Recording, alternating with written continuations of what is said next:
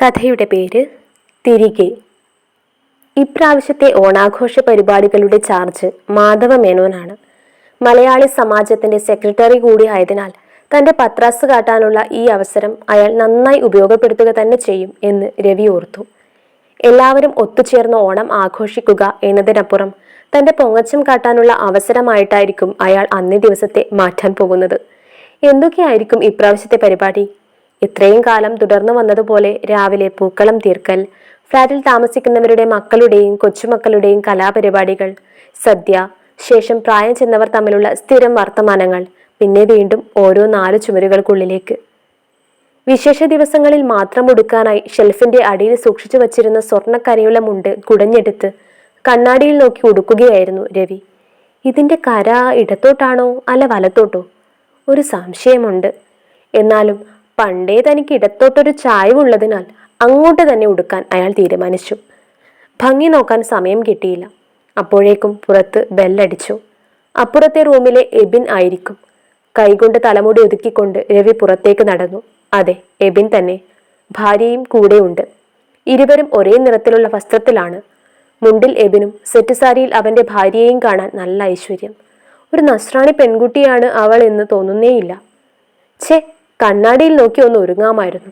സ്ത്രീകളൊക്കെ ഉള്ളതല്ലേ. പിന്നെ തോന്നി, അല്ലെങ്കിൽ എന്തിന്, ആരെ കാണിക്കാൻ? തന്നെക്കാൾ പ്രായം കുറഞ്ഞവരൊക്കെ കല്യാണം കഴിച്ചു. ഞാൻ മാത്രം പെങ്ങളെ കെട്ടിക്കണം, വീട് ശരിയാക്കണം, അമ്മയുടെ മരുന്ന് എന്നൊക്കെ പറഞ്ഞിങ്ങനെ. താഴെ ഓണപ്പൂക്കളം തീർക്കുകയാണ് എല്ലാവരും. എത്ര പൂക്കളാണ്! പക്ഷേ അവയ്ക്കൊക്കെ പണത്തിന്റെ ഗന്ധമാണുള്ളത്. രവി ഓർത്തു, വീടിന് ചുറ്റും പൂക്കൾ ഉണ്ടായാലും നമ്മൾ കൂട്ടുകാരൊക്കെ കൂടി അങ്ങേ ചെരുവിലേക്ക് പോകും. അവിടം നിറയെ തുമ്പയും അരിപ്പൂവും മുല്ലയും കൃഷ്ണകിരീടവും ഒക്കെ കാണും. അതൊക്കെ പറിച്ചു കഴിഞ്ഞാൽ പിന്നെ എല്ലാവരും കൂടിയിരുന്ന് വീതം വെക്കും. പിറ്റേന്ന് രാവിലെ വീട്ടുമുറ്റത്ത് ചാണകം തൂകിയ തറയിൽ ഒരു കൊച്ചു പൂക്കളം തീർക്കും.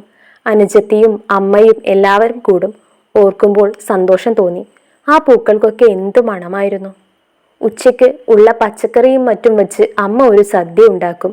തൈര്, സാമ്പാർ, പപ്പടം, കൂട്ടുകറി, ഒരു വറവ്. ഇതാണ് നമ്മുടെ സദ്യ. അച്ചാറുണ്ടാകില്ല. പകരം പുളിയും വറ്റൽ മുളകും കൂട്ടി ചതച്ച് ഇലയിൽ വിളമ്പിത്തരും. എല്ലാം കൂടി കഴിക്കാൻ നല്ല രസമായിരിക്കും.